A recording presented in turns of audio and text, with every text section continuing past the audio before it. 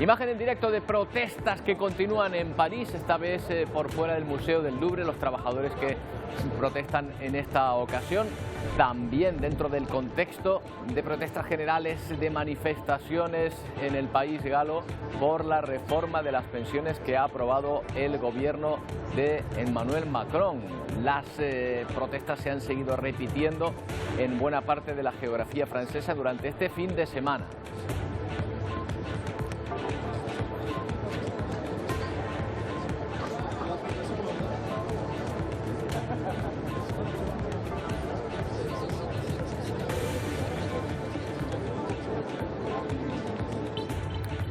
Bueno, y esta es la rueda de prensa en torno al incendio de Castellón, el primer incendio catastrófico de este año. Ha llegado demasiado pronto, sin duda, en el inicio justo de la primavera. Ha quemado ya más de 4.000 hectáreas. El presidente del gobierno, Pedro Sánchez, ha acudido a visitar las labores de extinción después de haberse logrado una perimetración del fuego y en principio haber conseguido estabilizarlo, aunque muy numerosos focos continúan todavía activos.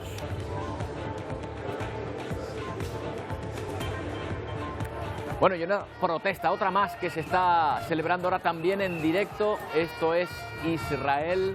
Las protestas son de los propios ciudadanos israelíes contra la decisión del gobierno de reformar la justicia retirando poderes al Tribunal Supremo.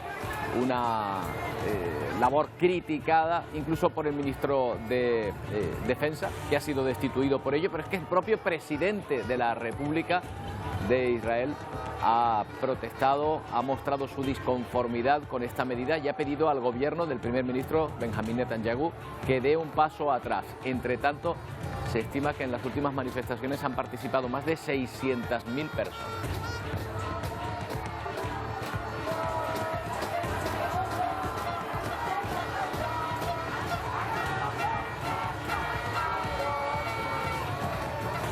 ¿Qué tal? Buenos días. Vamos a hablar también de los tornados catastróficos que se han sucedido en el estado de Mississippi, en Estados Unidos, y que han acabado con la vida de al menos 26 personas, dejando un rastro kilométrico de total destrucción.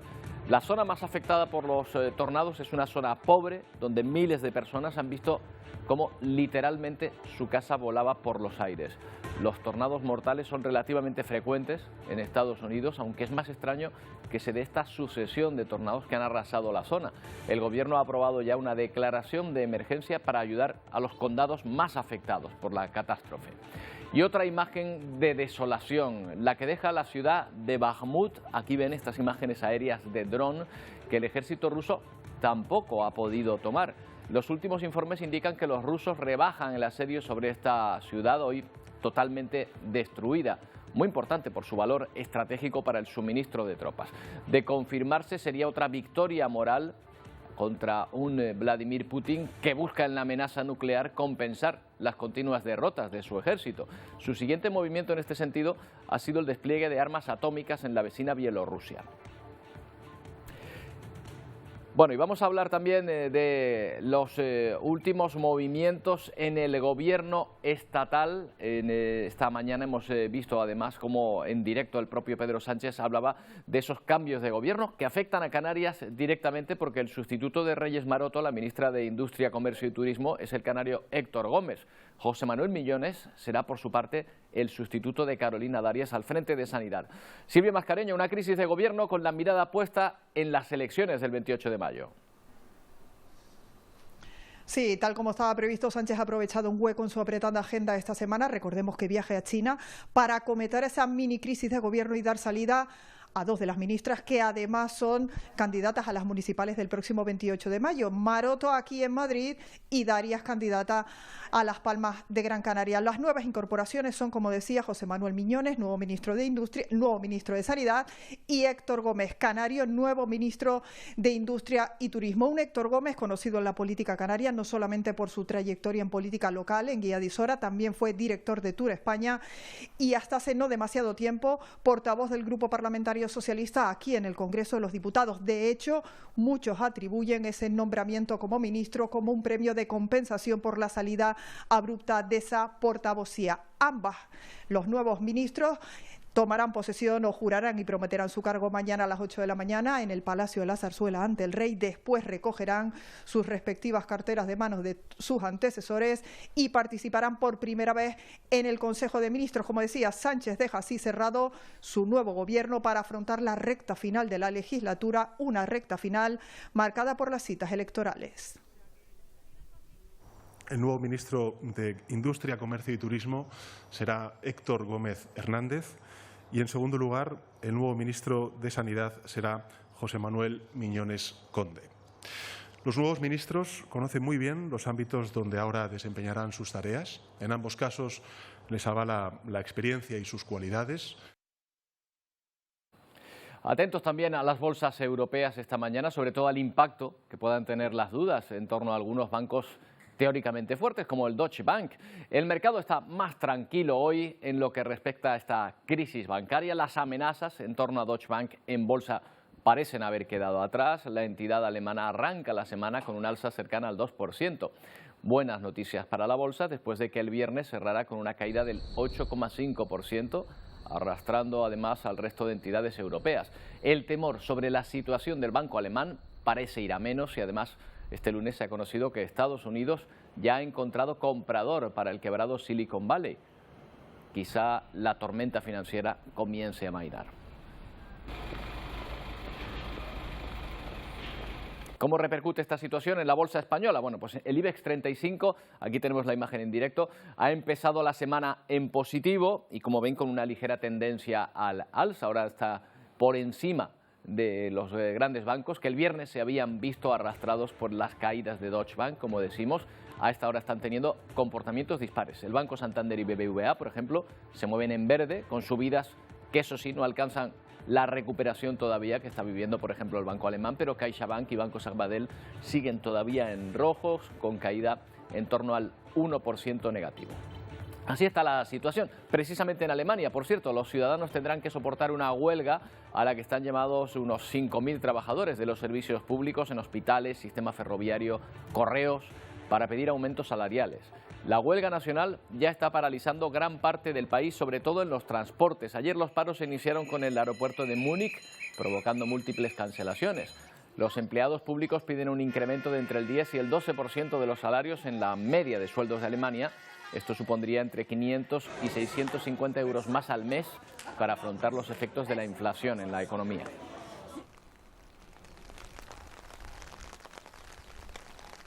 Bueno, y en Francia, la tensión social por la reforma de las pensiones se trasladó de las ciudades al campo. Esto ha ocurrido después de que un grupo de radicales se infiltrara en una protesta ecologista en la localidad de Saint-Solin. Algunos activistas protestaban por la construcción de macroembalses en el país. Varios vehículos de la policía, y lo ven, acabaron en llamas. Decenas de personas resultaron heridas.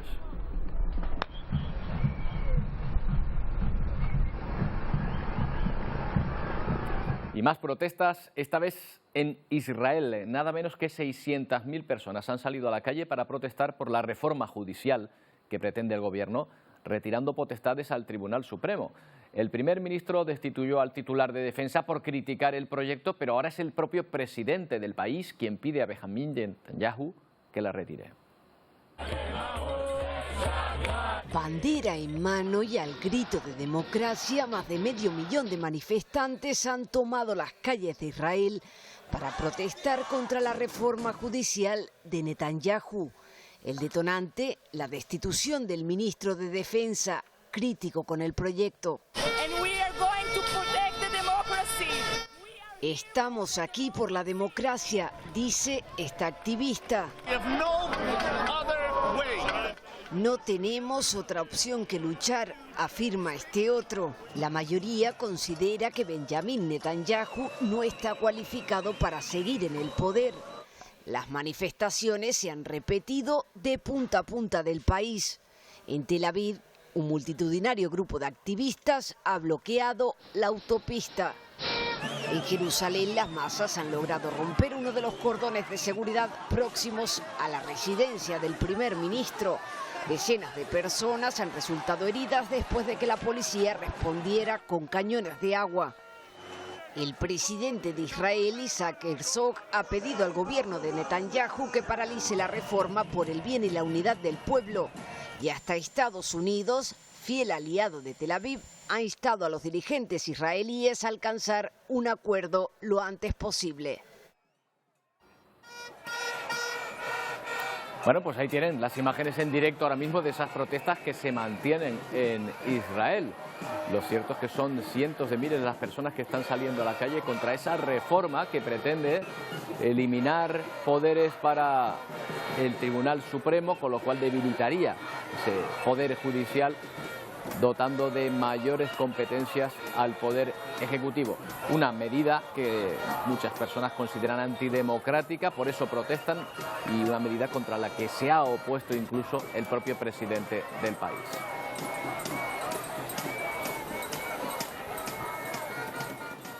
Bueno, mientras en Ucrania, Vladimir Putin trata de compensar sus derrotas o falta de avances en el frente con la amenaza nuclear. Así se explica el anuncio de desplegar armas atómicas en Bielorrusia, país fronterizo con Polonia y Ucrania.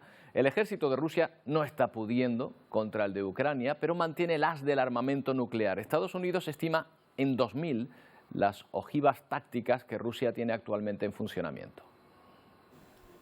Nueva escalada de tensiones entre Rusia y Occidente. Vladimir Putin anuncia el despliegue de armas nucleares tácticas en Bielorrusia. No hay nada de inusual en esto, justifica el mandatario ruso. Putin asegura que Estados Unidos lleva décadas desplegando sus armas nucleares en los territorios de sus países aliados. El líder ruso mantiene que no violará las obligaciones internacionales sobre la no proliferación de este tipo de armamento. Desde Washington guardan la calma por el momento. No hemos visto nada que indique que el señor Putin se está preparando para usar armas nucleares tácticas de ninguna manera en Ucrania, afirma el portavoz del Consejo de Seguridad Nacional de la Casa Blanca. No es una noticia tranquilizante, ¿no? El alto representante de política exterior de la Unión Europea considera que ese despliegue de armas nucleares en Bielorrusia sí supone otra escalada del conflicto y amenaza con nuevas sanciones. Ucrania acusa a Putin de convertir a Bielorrusia en su rehén nuclear y pide una sesión extraordinaria del Consejo de Seguridad de Naciones Unidas para tratar el anuncio. Precisamente hace una semana el presidente chino Xi Jinping advirtió al presidente de Rusia en su visita a Moscú que esa era una línea roja que nadie debía cruzar, ya que en una guerra nuclear, le dijo, no hay vencedores. Bueno, estas son imágenes del frente de guerra, donde Ucrania afirma que sus tropas están logrando estabilizar la situación en torno a la ciudad de Bakhmut, a lo que queda de la ciudad, como pueden ver por estas imágenes. La inteligencia británica apoya esta idea, también señala que el asalto ruso a este enclave se ha estancado en gran medida y que Rusia podría estar cambiando el foco, dirigiendo su atención ahora a otras localidades del frente. Los duros enfrentamientos entre ambos ejércitos han dejado esta imagen de desolación absoluta en Bakhmut.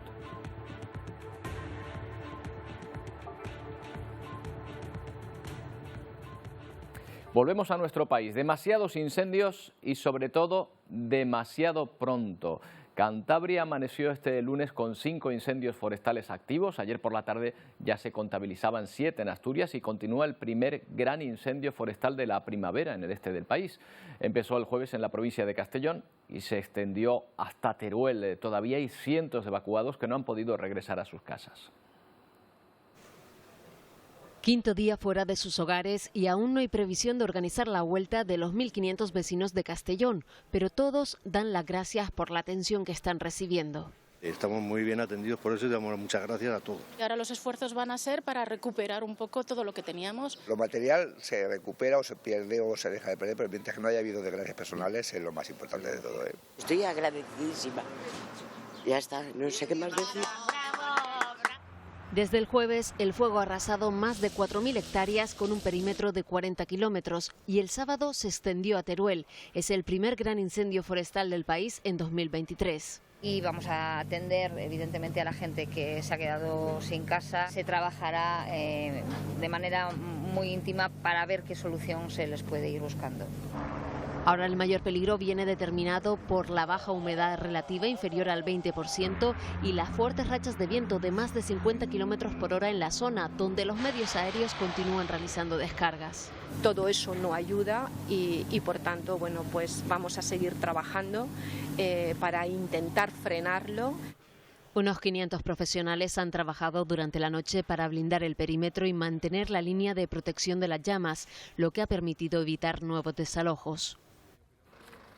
Prioridad máxima y por eso se produjeron en su Bueno, pues esta es la imagen en directo, ahora mismo, precisamente desde Castellón, del presidente, la declaración del presidente Ximo Puig, el presidente de la Comunidad Valenciana. Justo tras él está el presidente estatal Pedro Sánchez, que está visitando hoy la zona del incendio. Ha comenzado Ximo Puig dando ahora mismo los últimos datos sobre ese incendio y suponemos que ahora será el presidente Pedro Sánchez quien hable después de haber visitado algunas de las zonas arrasadas por el fuego en este incendio que llega muy temprano. En este día tan difícil, con las condiciones meteorológicas tan difíciles, a partir de las 6 de la tarde podamos empezar también a dar buenas noticias.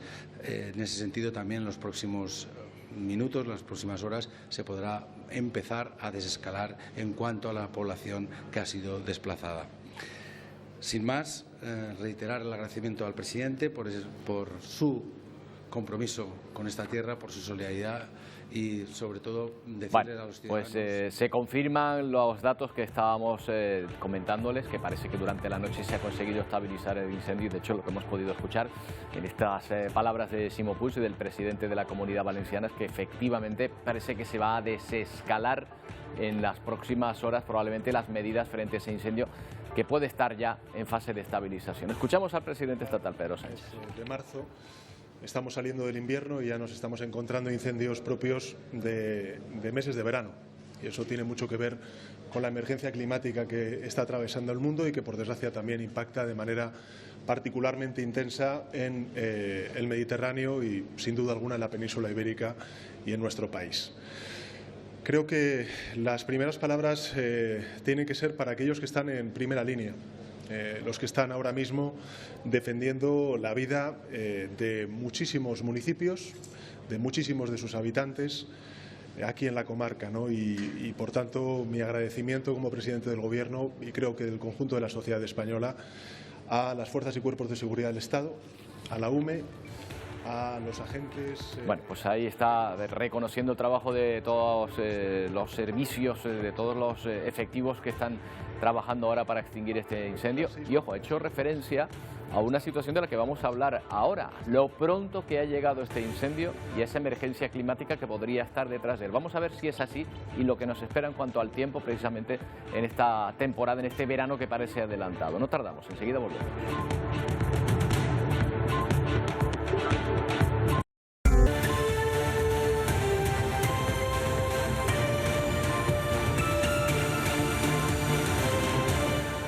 Bueno, terminábamos dándole datos de estos incendios que afectan sobre todo a la Comunidad Valenciana, también algo a Aragón porque se ha extendido hasta Teruel, incluso otro incendio declarado este fin de semana en Cantabria. Bueno, ahora mismo hay 6 activos entre Cantabria y Asturias. Los primeros grandes incendios del año que llegan en marzo, apenas empezando la primavera.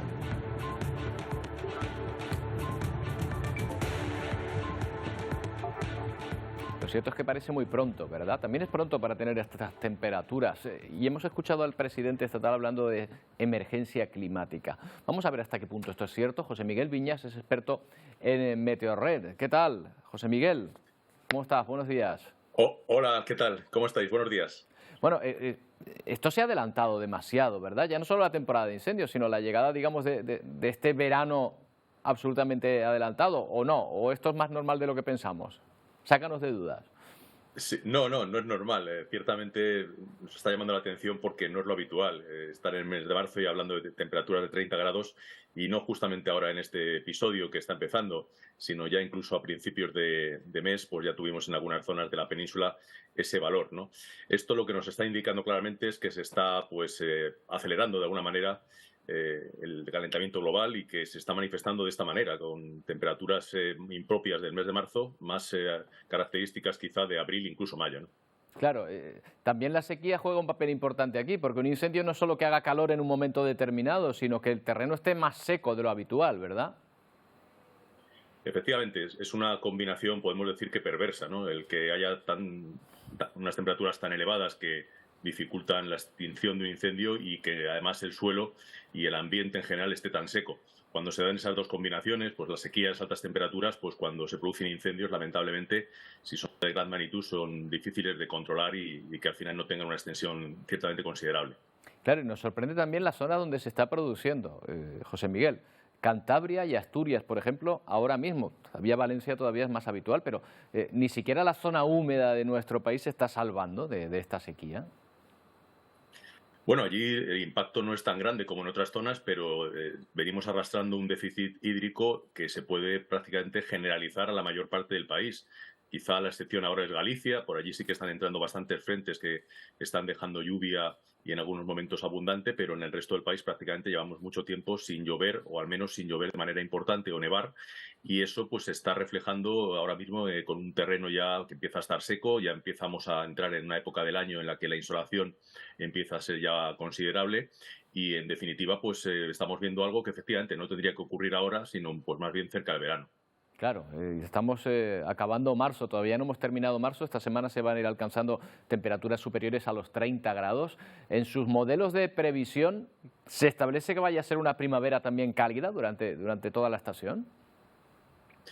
Pues sí, la verdad es que los modelos de predicción a largo plazo, lo que llamamos predicciones estacionales, nos dan pistas, por así decirlo, sobre dos variables, tanto la precipitación como la temperatura. Realmente lo que nos ofrecen son tendencias, es decir, si cabe esperar temperaturas por encima o por debajo de la media, y con las precipitaciones lo mismo.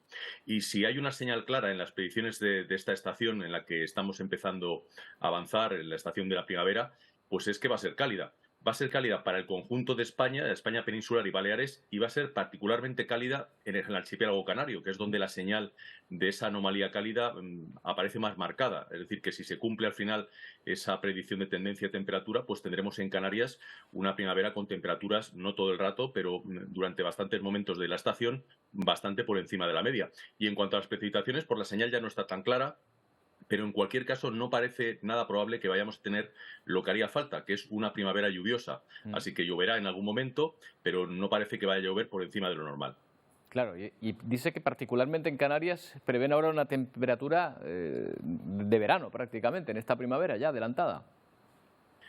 Sí, si se cumple un poco lo que marca el modelo, pues como te acabo de comentar, las anomalías cálidas, que es como medimos la diferencia entre la temperatura que al final se alcanza y la temperatura, digamos, promedio, pues es marcadamente positiva. Es decir, que tendremos seguramente momentos, como estos próximos días que vamos a ir viéndolo, en los que las temperaturas, pues en vez de estar quizá en torno a 25 o 26 grados, se van por encima de los 30 o incluso acercándose a los 35 en algún momento. Claro, eso nos vamos a valores veraniegos ya totalmente, con lo cual pues la temporada de verano, y además relacionado con los incendios en toda España, puede ser muy problemática, ¿no? Sí, desde luego que no son las mejores predicciones, pensando un poco en lo que me estás comentando de los incendios forestales. Necesitaríamos una primavera húmeda, necesitaríamos que además las temperaturas, aunque en un momento dado pudieran ser altas, pero que no se mantuviera en el tiempo esa tendencia que digo, esas anomalías de temperatura por encima de los valores normales. Bueno, pues pintan bastos para esta temporada de incendios en verano, que se ha adelantado desde luego ya al inicio de la primavera. José Miguel, gracias por atendernos de nuevo. Un saludo. Muchas gracias a vosotros. Otro para allá. Bueno, pues esta es la situación, y además, lo acaban de escuchar, se espera temperaturas altas durante esta primavera desde ya, particularmente aquí en Canarias. Bueno, vamos ahora hasta Cuba, donde hay elecciones que no van más allá de refrendar a los candidatos que permite la dictadura del país. 470 legisladores para la Asamblea Nacional, que habitualmente refrenda además por unanimidad todas las leyes que promulga el gobierno. No en vano, la mayor parte de esos 470 candidatos procede del Partido Comunista Cubano y sus juventudes, en un 96% prácticamente. Los ganadores, que servirán durante 5 años, elegirán al próximo presidente de Cuba de entre sus filas. Pero lo más destacable por el momento es el alto índice de abstención en los colegios electorales. Los analistas políticos afirman que esta baja tasa de participación podría ser una señal de descontento cada vez mayor con el sistema comunista del partido único.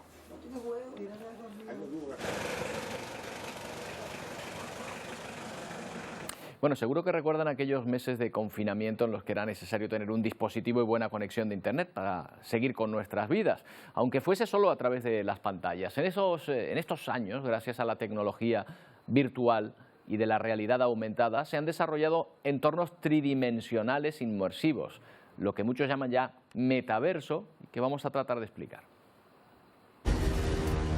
Un universo virtual completo.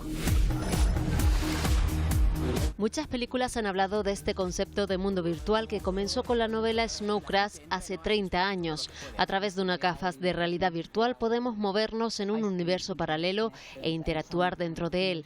Ya existen mundos virtuales, sobre todo en el sector de los videojuegos, pero la idea es que esa inmersión total ofrezca posibilidades a nivel profesional y personal, realizando las mismas cosas que hacemos hoy en día fuera de casa, pero sin salir de nuestra habitación. Esto no es un simple juego. Sin embargo, el sector tecnológico no pasa por un buen momento. La crisis de Silicon Valley Bank coincide con el frenazo de Facebook. La compañía había cambiado su nombre por el de Meta, toda una declaración de intenciones, pero ha despedido a más de 21.000 empleados. Una decisión que afectó a trabajadores de todo el mundo como respuesta al enfriamiento de la economía y el incesante cuestionamiento hacia ese mundo desconocido llamado metaverso. Bueno, hablamos ahora de una iniciativa en las redes sociales que nos ha llamado la atención y además nos parece muy acertada, ¿eh? Es un tema con el que muchos se van a sentir identificados. ¿Quién nos ha encontrado con una carta de Hacienda, una multa de tráfico, una comunicación administrativa cualquiera que, aparte del disgusto en algunos casos, nos cuenta algo que no entendemos, con un lenguaje indescifrable, como mínimo muy difícil de entender porque no se entiende? ¿Puede ser el lenguaje de las administraciones más simple y accesible? A lo mejor en muchas ocasiones se lo han preguntado. Bueno, pues vamos a ver por qué. Porque no entendemos muchas veces lo que nos dice la administración, por qué se emplea este lenguaje tan enrevesado y por qué no se dicen las cosas de una manera más directa. Lo hacemos con alguien que aboga además por esto activamente. Jaime Gómez Obregón es ingeniero de telecomunicaciones y activista en favor de la transparencia política. ¿Qué tal, Jaime? Buenos días. Hola, ¿qué tal? Buenos días, Roberto. Bueno, esto es así de simple. A veces no se entiende lo que la administración nos quiere decir, ¿no? Exactamente. A veces no se entiende porque la administración se olvida de que tiene que dirigirse a la ciudadanía y parece que a veces se escribe a sí misma y se habla a sí misma. Es por eso que utilizan este lenguaje que todos conocemos, el lenguaje jurídico, el lenguaje administrativo, que es también, desde mi punto de vista, un lenguaje kafkiano, que tiene su origen en que ellos se escriben a sí mismos, se olvidan de que al otro lado hay un humano que no tiene por qué dominar ese lenguaje jurídico. Y al mismo tiempo, yo creo que representa también, especialmente en el ámbito de los servicios digitales, de las administraciones electrónicas, de la administración electrónica, representa un desconocimiento del medio digital. Pero Jaime, ¿no se habla de otra manera más directa porque no se tiene en cuenta, como dices, el receptor? ¿O es por cubrirse de alguna manera jurídicamente, por evitar que se pueda desarrollar, entender de otra cosa y que alguien pueda poner algún tipo de, no sé, de pleito con la administración por no ser específicamente, pues no sé, muy específico con el lenguaje? Claro, yo creo que es un cóctel que tiene varios ingredientes. Por una parte, efectivamente, Roberto, lo que estás diciendo, existe como una especie de temor a utilizar un lenguaje que puede ser ambiguo y pueda provocar problemas. No se trata de no utilizar un lenguaje riguroso jurídico, se trata de utilizarlo donde corresponde. Es decir, a la ciudadanía nos interesa el lenguaje jurídico y administrativo cuando en algunos momentos muy específicos, como por ejemplo cuando alguien tiene una discrepancia con la administración, y en ese caso tú quieres entender y quieres leer y acceder a toda la información en ese lenguaje jurídico, pero generalmente la ciudadanía no tenemos, no somos no promovemos esos pleitos, o esas discrepancias, sino que lo que necesitamos es entender la información que se nos llega, que se nos hace llegar. Bueno, veo. ¿No? Entonces, es importante. Sí, dime, Jaime, termina. Sí, digo que es importante entonces que el lenguaje sea claro y que el lenguaje jurídico no se trata de erradicarlo, de extinguirlo y que deje de existir, sino que se trata de que exista allá donde es importante solamente. Bueno, ¿con qué apoyo se cuenta, Jaime? Porque yo veo que hay plataformas ciudadanas, la que representas tú a través de redes, por ejemplo, también, pero ¿hay alguien algún organismo que ya haya puesto manos a la obra y diga, bueno, vamos a empezar a hablar de otra manera a nuestros administrados? Sí, yo creo que es una tendencia. Esto también viene de los años 70, cuando arranca en el Reino Unido un movimiento que es el movimiento del lenguaje claro. El lenguaje claro lo que busca simplemente es tener una comunicación inteligible con la administración y hacer más asequible los trámites administrativos a la ciudadanía, ¿no? También se trata de descargar el lenguaje, me explico, porque a veces, y lo decías tú antes, ¿no? Cuando recibimos una notificación administrativa, parece como un lenguaje intimidatorio, ¿no? Entonces esto no puede ser, se trata de racionalizarlo, de hacerlo cabal. No se trata en absoluto tampoco de tratar a la ciudadanía como si fuéramos párvulos. No se trata de simplificar el lenguaje hasta hacerlo infantil. Se trata de hablar a la gente en un idioma que comprenda y dejar el lenguaje jurídico, como decía antes, allá donde corresponde. Claro. También se trata, desde mi punto de vista y acabo, de no trasladar a la ciudadanía toda esa pátina de burocracia que existe en la administración. O sea, yo creo que a veces también lo que está pasando es que como la administración es burocrática en su esencia, pues esa burocracia trasciende en el lenguaje. Bueno, pues la verdad es que no estaría de más que nos entendiésemos mejor con la administración, por la cuenta que nos trae. Desde los años 70 dices que se está hablando de este tema. Pues vamos a ver si 40 años después, 50 años después lo podemos resolver. Gracias, Jaime. Gracias, Roberto. Gracias por atendernos. Bueno, ya saben que estamos muy pendientes de los incendios que sufren en estos momentos varias comunidades autónomas en la península ibérica. Hemos hablado con un experto de Meteorred que nos ha confirmado que las condiciones no son las más favorables para combatirlos en este inicio de primavera, donde además las temperaturas van a ir a más. Vanessa Sanchís nos cuenta la última hora desde Castellón. Preocupa mucho el viento porque complica los trabajos de extinción y porque pone en peligro la seguridad de los efectivos que luchan en estos momentos contra el fuego. Un fuego que tiene dos puntos críticos, por un lado el barranco de Maimonae y por otro la zona entre Montant y Montanejo. Se pretende evitar a toda costa que el fuego cruce la carretera y pueda afectar así a la Sierra de Espadán. 20 medios aéreos trabajan desde las 8 de la mañana en la extinción del fuego, un fuego que se ha conseguido que no avance, por lo tanto continúa afectando 3.800 hectáreas de terreno y 40 kilómetros de perímetro. Recordemos además que hay 1.500 vecinos desalojados que no podrán volver hoy a sus casas. Bueno, nos vamos más lejos, hasta Estados Unidos, donde al menos 25 personas han muerto después de un poderoso tornado que ha arrasado parte del condado de Mississippi el pasado viernes por la noche. En realidad ha sido una sucesión de tornados. El estado de alerta continúa ante condiciones meteorológicas adversas. Coches volcados, montañas de escombro, árboles esparcidos por el suelo y casas destrozadas son algunas de las consecuencias tras el paso de varios tornados por el estado de Mississippi. Violentas tormentas que dejan a su paso 25 muertos, decenas de heridos e innumerables pérdidas materiales. Honestamente no sé qué hacer, no queda nada, la lluvia está regresando y no hay forma de mantener el agua fuera de aquí. Muchos vecinos apenas tuvieron tiempo de reaccionar. Esta tormenta en particular fue diferente, no me di cuenta, pero cuando escuché el ruido salté y empecé a orar. Ante imágenes propias de una película de catástrofes, el presidente Biden ordenó desplegar ayuda federal al estado de Mississippi. Sin embargo, el Servicio Meteorológico Nacional advierte de posibles ráfagas destructivas en los próximos días. Bueno, una auténtica catástrofe en esta zona de Estados Unidos. ¿Qué tal, María Rothman? Buenos días. Bueno, en una zona donde este tipo de fenómenos son frecuentes. Son frecuentes, tornados mortales, ¿no? Sí, pero sobre todo en lo que es el corredor de los tornados, que no necesariamente suele ser Mississippi. Mississippi tiene muchos problemas con inundaciones, pero en este caso estamos viendo que los tornados, pues de alguna manera, la zona que suele ser más afectada se ha ido ampliando con lo que hemos experimentado por cambio climático. En este caso en particular, pues ha afectado a personas sobre todo pues de ingresos limitados, y esto realmente, como tú lo decías, es una catástrofe. De hecho, yo tengo que se han confirmado ya 26 víctimas mortales en las últimas horas, es decir, todavía aparecerán algunas más, desgraciadamente, y muchísimas personas damnificadas, claro. Claro, sí, llama la atención, y si nos fijamos, por ejemplo, en las zonas destruidas, donde se produce efectivamente pues, esa mayor destrucción, observamos que la construcción de las casas no parece que sea precisamente muy resistente para este tipo de fenómenos, ¿verdad? Porque se construye prácticamente, bueno, son caravanas en muchos casos en este lugar, y también casas de madera.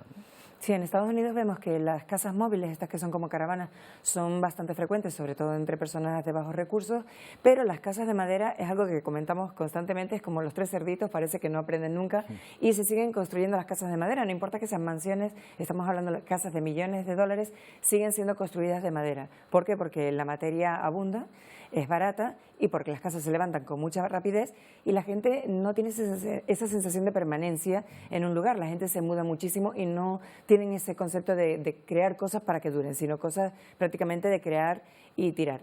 ¿Qué ocurre? Que bueno, estamos hablando de una inversión importante, sobre todo para familias de clase media, que es tener una casa y que se la lleva el viento, prácticamente es lo que está ocurriendo. Eso, que no se construye con bloque, que a lo mejor podría ser, bueno, como aquí, ¿no? Que a lo mejor podría ser algo que sustentase más, ¿no? Que fuese más resistente, ¿no? Sin embargo, pese a que precisamente estamos en una zona donde abundan este tipo de fenómenos. Sigue siendo realmente una cuestión de que nos sigue sorprendiendo. En la década de los 50 se puso muy de moda, empezaron a construir esto, lo que allí en Estados Unidos serían los suburbios, la vida fuera de las ciudades, y esta explosión demográfica que se hizo en su momento de salir de la ciudad para poder tener una vida mejor, y el sueño americano hizo que se pusieran de moda estas construcciones, ¿no? Muchas casas incluso se compraban por catálogo, venías y la montabas tú mismo, en las casas Sears. Exactamente, sí, la montabas tú mismo como si fuera un Lego. Y eso quedó como parte de la cultura de Estados Unidos. E incluso hoy en día es difícil que compañías de seguro les suele gustar más que construyas en bloque, pero las hipotecas, si te sales del modelo tradicional, que son las casas de madera, a lo mejor ni siquiera te la conceden. Parece increíble, ¿no? Que es así, una casa que duraría más, es más difícil de financiar. Curiosas costumbres estas. Sí. Bueno, el presidente Joe Biden ha declarado zona catastrófica, sobre todo para que las personas afectadas puedan acceder a las ayudas, ¿no? del gobierno. Así es, como siempre, pues las personas que están en una situación irregular pues no van a recibir ningún tipo de ayudas, que son los más necesitados. Las más afectadas, las de recursos más bajos, efectivamente. Bueno, y último episodio del desencuentro entre China y Estados Unidos, con el ojo puesto en la aplicación de TikTok, que saben que es una aplicación que causa furor entre los jóvenes de todo el mundo, pero que se sospecha que podría transferir datos sensibles, por lo menos los datos que recoge sobre la población estadounidense, al gobierno de China. La semana pasada los directivos de TikTok en Estados Unidos llegaron incluso a declarar en el Congreso, pero da la sensación, María, de que nadie les creyó.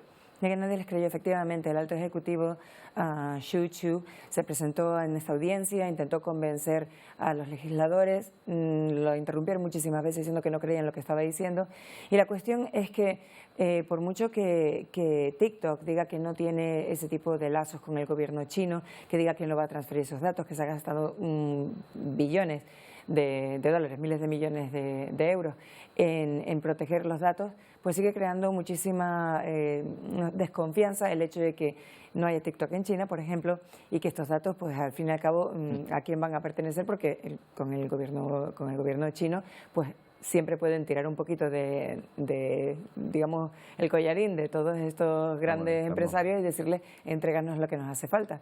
Pero hay mucha resistencia en Estados Unidos a lo que es la prohibición de TikTok, se ha prohibido ya en las agencias gubernamentales, pero la gente, pues es una aplicación que le encanta, es muy difícil de evadirla, aunque la prohíban, porque la puedes conseguir con un VPN en otros lugares, y porque además crea muchísimos puestos de trabajo en Estados Unidos. La sede en California es gigantesca, tiene miles de empleados. Entonces, es difícil prohibirla. Sin embargo, ayer el presidente de la Cámara de Representantes estadounidense, McCarthy, dijo que van a seguir insistiendo en esta prohibición porque sigue viendo que es una amenaza para la seguridad nacional de Estados Unidos que la gente tenga pues TikTok en todos sus teléfonos. Por lo pronto, donde está prohibido solo en la administración, no han podido prohibirlo todavía para la población en general, ¿no? Es muy complicado, lo intentó Trump en su momento, no pudo, pero ya lo dejaron claro que no van a dejar de insistir. Bueno, pues vamos a ver qué es lo que ocurre. Y otra cuestión que afecta a Estados Unidos, que nos llama la atención, además relativamente cerca de aquí, de las islas. La vicepresidenta de Estados Unidos, Kamala Harris, ha iniciado en Ghana este domingo una gira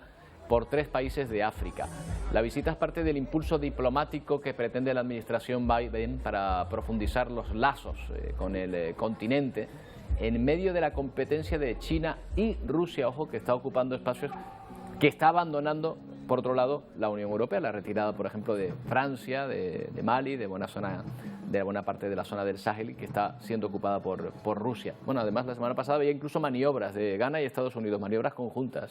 Sí, evidentemente, desde el punto de vista geoestratégico, geopolítico, África está empezando a cobrar muchísima atención por parte de Estados Unidos. Ya tenía la atención de China, que se ha ido metiendo, pues, sobre todo en la parte de infraestructura en el continente. Rusia ya estaba, y ahora, por ejemplo, con la salida, como bien decías, de Francia, por ejemplo, el grupo Wagner, que son mercenarios, pues están operando de forma bastante peligrosa en algunos países, porque obviamente pues son la parte rusa, y esta visita de Kamala Harris a países como Ghana, que luego va a seguir hacia Zambia y Tanzania, es un poco para sentar precedente, poner el pie y decir nosotros también estamos aquí. Va a ser interesante ver cómo se desarrolla esta nueva relación, cómo va a afectar al continente africano el hecho de que sea el playground, el parque de juego de estas grandes potencias. Esperemos que salga beneficiado el continente africano por la inversión que se pueda generar a raíz de este interés, pero sí que es verdad que puede crear también tensiones, y nosotros estando en Canarias tenemos que tener un ojo siempre en lo que pueda suceder también con respecto a Marruecos, por ejemplo. ¿Por qué? Porque está estrechando lazos con Marruecos la administración norteamericana. Exactamente, estamos viendo que hay muchísimo interés por parte de la administración Biden de tener una relación muy cercana con Marruecos, y bueno, siempre y cuando eso no afecte a las condiciones que pueda poner Marruecos en su momento en cuanto a territorio, y ahí nos podría a lo mejor afectar, esperamos que no, estoy hablando de forma muy hipotética, pero sí que de verdad tendríamos que tener un ojo en esto, porque llegado el momento no sé qué es lo que Marruecos pueda a lo mejor exigir o demandar. Claro, una posición de fuerza en la que España diplomáticamente de alguna manera debería ir jugando sus peones también, ¿no? Exactamente, no claro. ¿no? La cuestión es saber, ¿no?, hasta qué punto el gobierno de España está interesado en que las Islas Canarias sigan siendo parte del territorio español, que todos entendemos que es el 100%. Efectivamente, no se discute, pero bueno, que simplemente una postura de fuerza diplomática requiere también una postura de habilidad diplomática por otro lado, ¿no? Sí, muy interesante y muy importante esta visita de Kamala Harris. Es la primera vez que una persona de del rango que tiene la vicepresidenta en esta administración va a África, que lo haga a 3 países donde además hay una situación de inestabilidad. Quiere decir que no están, que están dispuestos incluso a correr relativos riesgos en visitar el continente africano, y el mensaje es bastante claro. María, muchas gracias un lunes más por estar con nosotros. Un placer. Bueno, vamos a saludar a nuestros compañeros de Ponte al Día. Wendy, Pedro, ¿qué tal? ¿Cómo va esa mañana de lunes? ¿Qué tal? Muy buenos días. Roberto, ¿qué tal? Muy buenos días. Pues va, la verdad es que poquito a poco, el pasito. Bueno, lo cierto es que ya tenemos el puzzle montado para nuestro programa de hoy, de Ponte al Día, y hoy vamos a analizar cuánto cuesta morirnos, que bueno, pues para un lunes, pues mira, tenemos ganas, pero no tan pocas. Bueno, vamos a analizar cuánto cuesta morirnos, porque lo cierto es que la inflación también llega a nuestros últimos días. De hecho, los servicios funerarios se han incrementado en un 2,6%. Teniendo esto en cuenta, vamos a poner un ejemplo sobre la mesa. Un lote básico, sin nada de lujos, un paquete de estos básicos, en el caso de los servicios funerarios, puede costar más de 3.000 euros.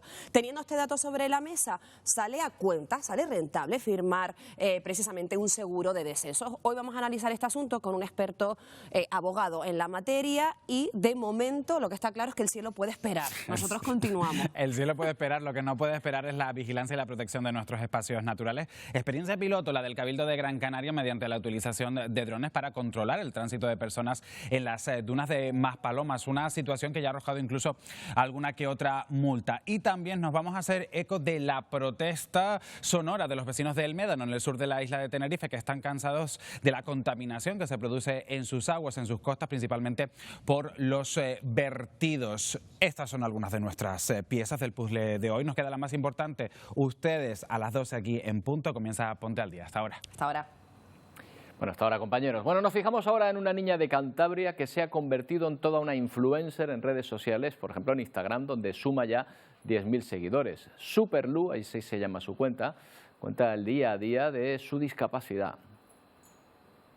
Que la gente me pare por la calle y me dé las gracias. Lucía se emociona al contar su experiencia en Instagram. Con 8 años y más de 10.000 seguidores, se ha convertido en un ejemplo para muchas personas con discapacidad. Hago piscina piragüismo, baloncesto, fútbol. Más conocida en las redes sociales como Superlu, a los 6 años sufrió una parálisis después de estar 23 días en coma. Desde entonces ha estado batallando junto a su familia por el respeto de los derechos de los colectivos con movilidad reducida. Que ahí empieza realmente la verdadera guerra, pero la guerra contra las barreras arquitectónicas, contra la sociedad, y porque en sí la sociedad es la que está discapacitando a nuestra hija. Y otra de las metas, conseguir ayudas para un aparato que le daría mayor autonomía. Se llama Locomat, que sirve para, bueno, es un aparato que simula la marcha y sirve pues para más de 500 personas entre adultos y niños. Mayor apoyo institucional y empatía social. Lucía seguirá contando su día a día con un fin claro. Gracias a todos por ayudarme a hacer un mundo mejor. Bueno, pues ahí lo tienen, Superlu, por si lo quieren seguir en sus redes sociales. Y el Museo Leopold de Viena, donde varios activistas habían atacado recientemente obras del pintor Gustav Klimt, se posiciona con una iniciativa para visibilizar el cambio climático con una exhibición titulada Algunos grados más. El proyecto consiste en inclinar obras para llamar la atención sobre la necesidad de actuar sobre el calentamiento global. Se pone un texto científico al lado de ellas que describa lo que podría pasar al planeta si realmente alcanzamos los grados a los que la pintura está inclinada.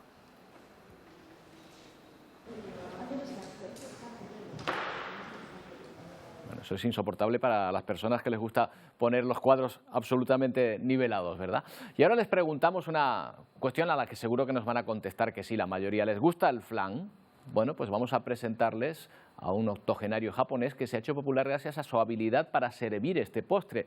Su pequeña cafetería de Tokio atrae ahora a tantos turistas que algunos se tienen que marchar sin poder probar su famoso flan.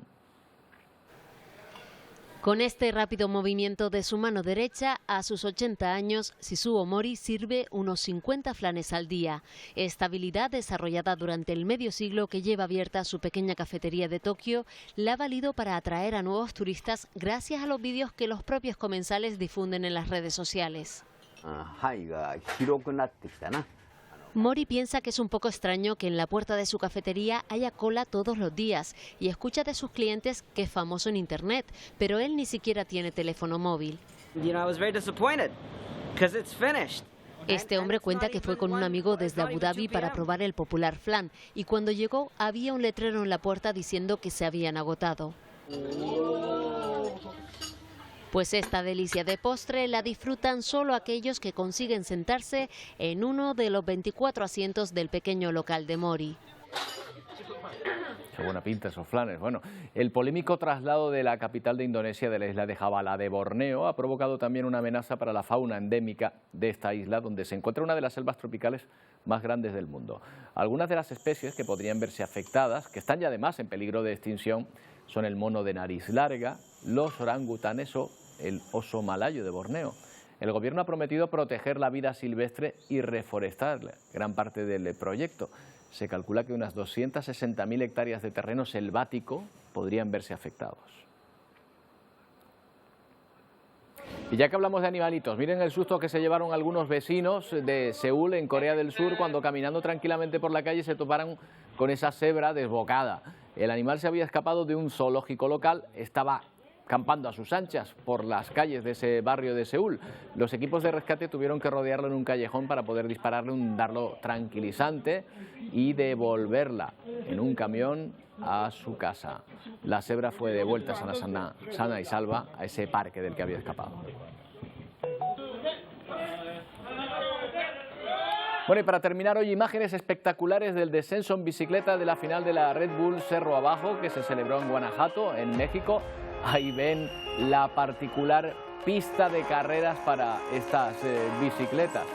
Calles empinadas, enormes escaleras. Juan Cervélez ganó, aunque Camilo Vélez fue el último en llegar. Los ciclistas tuvieron que navegar por esas calles estrechas, circular por esas calles estrechas y esquivar esas escaleras de piedra. Mucha habilidad hay que tener, ¿eh? En fin, con estas imágenes les dejamos. Volvemos mañana a partir de las 11 en otra nueva edición de Atlántico Noticias. Hasta mañana.